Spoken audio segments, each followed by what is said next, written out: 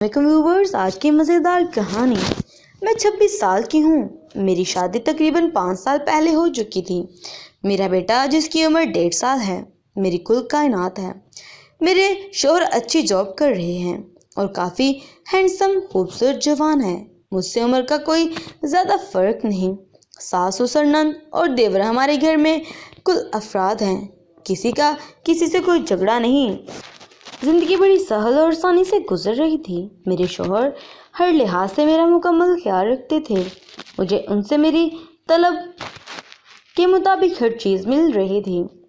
जब हर चीज़ कह रही हूँ तो उसकी मतलब हर चीज़, यानी वो मुझे बिस्तर में भी मुकम्मल खुशी और मसरत मुहैया करते।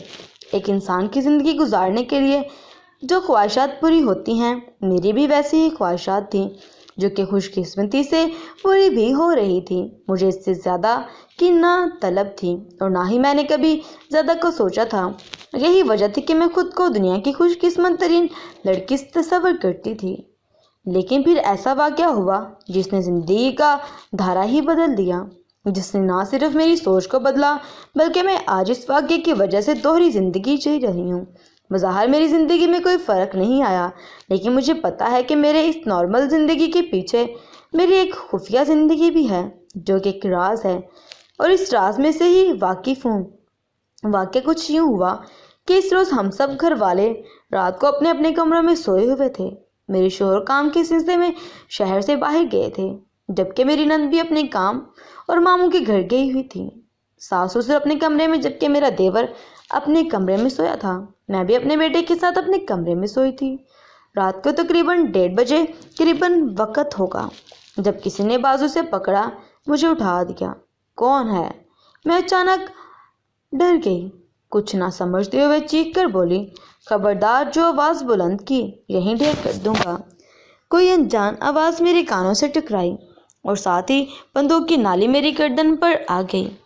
एकदम मेरे होश खता हो गए। मैं खौफ से लर्ज़ उठी। मेरी आवाज़ जैसे मेरे खलक में अटक गई हो। मैं अगर बोलना भी चाहती तो उस वक्त बोल भी ना पाती। मैं सच में कांप रही थी। चलो उठो और दूसरे कमरे में चले जाओ। वही आवाज़ फिर सुनाई दी।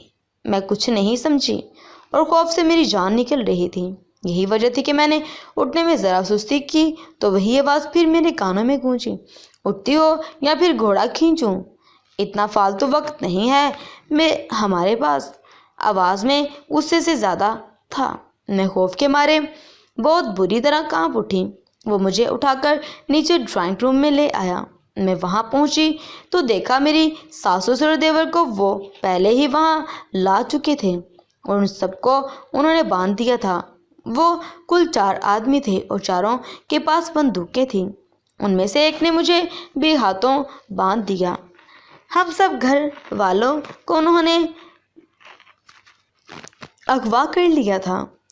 एक मेरा 1.5 साल का बेटा जो बेडरूम में अकेला सोया पड़ा था, जो कि वैसे भी हमारी कुछ मदद नहीं कर सकता था। उन चारों के चेहरों पर नकाब थे, जिससे इन्हें पहचान लेने का तो सवाल ही पैदा नहीं होता था। वैसे भी हम सब घर वाले इतने सहमे और खौफजदा थे कि हमारे दिमाग ही बंद हो चुके थे। मैं जान चुकी थी कि हम लुटने वाले हैं और इसके अलावा कोई चारा नहीं। हम खुद को लुटा देखते थे। इन चारों में से एक जवान को लीडर रखा हुआ था। मेरी ससुर से पूछ रहा था कि देवर पैसे और दीगर कीमती अशिया कहाँ पड़ी हैं। साथ में वो धमका भी रहा था, अगर हम में से किसी ने भी कोई होशियारी दिखाने की कोशिश की या फिर शोर मचाने की कोशिश की तो वो फायर करने में ज़रा देर नहीं लगाएंगे। हम सब जान से जाएंगे। अभी वो ये कह ही रहा था कि मेरे बेटे के रोने की आवाज़ आई, जो कि शायद नींद से बेदार हो गया था, और फिर उसका रोना धीरे धीरे से ज़्यादा हो गया। जाहिर है मैं उसके पास होती तो उसे थप्पड़ कर दोबारा से सुला देती। जब उसका रोना ज़्यादा तेज़ हुआ तो वही लीडर मेरी तरफ घुमा। तेरा बच्चा है, चल चल उठ, उसे चुप करा वरना चुप करा देंगे उसे खुद ही। उसके अल्फाज मुँह से निकले तो मैं बस खौफ से ही डर सहम कर रह गई। उसने अपने 2 साथियों को जेवर वगैरह ढूंढने पर लगाया, जबकि तीसरे को मेरी सास ससुर और देवर की निगरानी पर खड़ा किया था। खुद मुझे लेकर मेरे कमरे में आ गया। मैंने मेरे बेटे को उठाकर सीने से लगाया और फिर बाहों में झुलाने लगी, लेकिन उसका रोना बंद नहीं हो रहा था। उसे चुप कर वाना चाहती थी और एक दफ़ा फिर गुस्से से बोला, उसे भूख लगी है। मैं सहमे हुए बोली, वो मेरी तरफ ही देख रहा था। उसे दूध पिलाओ और जल्दी सुलाओ वरना मैं सुला दूंगा उसे। वो बार बार मुझे धमका रहा था। मैं डरी सहमी थी। उसका दूध नीचे फ्रिज में पड़ा हुआ था। मैं बहुत ज़्यादा खौफज़दा थी। मेरी आवाज़ नहीं निकल रही थी। मैं दूध लेने के लिए चली गई। उसने जल्दी से, मेरा बेटा मुझे हर चीज़ से ज़्यादा अजीज था। मैंने नज़रें नीचे कर ली और उसे दूध पिलाती रही। ये ख्याल ही मुझे शर्म से पानी पानी कर रहा था। अचानक मुझे लगा जैसे मेरे करीब आकर खड़ा। मैंने सर उठाया तो वो वाकई मेरे साथ खड़ा था। अगरचे वो नकाब पहने था, लेकिन उसकी आंखों से मुझे वाज़ेह हवस टपकती नज़र आ रही थी। इससे पहले कि मेरी चीख निकलती उसका हाथ मेरे मुंह पर था। अगर अपने बेटे की ज़िंदगी चाहती हो तो जैसे मैं कहूँ वैसे करो। ज़रा भी आवाज़ निकली तो समझ लो तुम्हारे बेटे की आवाज़ हमेशा के लिए बंद कर दूंगा। उसका मुंह मेरे कान की करीब था। एक लम्हे में हज़ार ख्यालात मेरे दिमाग में उभरे, लेकिन हर सोच दम तोड़ गई, क्योंकि मेरे बेटे की ज़िंदगी मेरे अमल से वाबस्ता थी। उसकी ज़िंदगी मेरे लिए हर चीज़ से अहम थी। मैंने खुद को हालत के हवाले कर दिया। उसने मेरे बेटे को मेरे हाथों से पकड़कर बेड के करीब पड़े झूले में डाल दिया। मैं बुत बनी बैठी थी। खौफ से मेरा जिस्म लर्ज़ रहा था और आंखों से आंसुओं का सैलाब उमड़ रहा था। मैं चीखना चाहती थी, अपनी मदद के लिए ज़ोर ज़ोर से पुकारना चाहती थी, लेकिन मेरे बेटे का चेहरा मेरी आंखों के सामने था, जो मुझे कोई भी ऐसा कदम उठाने से बाज रख रहा था। अगर मेरे बस में होता तो मैं उसको उस हरकत पर इतने थप्पड़ मारती कि वो दोबारा से किसी को मुंह लगाने की हिम्मत ना करता। लेकिन उसने मेरे बेटे की ज़िंदगी की धमकी दी थी मुझे। मैं बचाव के लिए हाथ पांव तो मार रही थी, लेकिन मुंह से आवाज़ नहीं निकल रही थी। वो मेरी इज्जत को पमाल कर रहा था।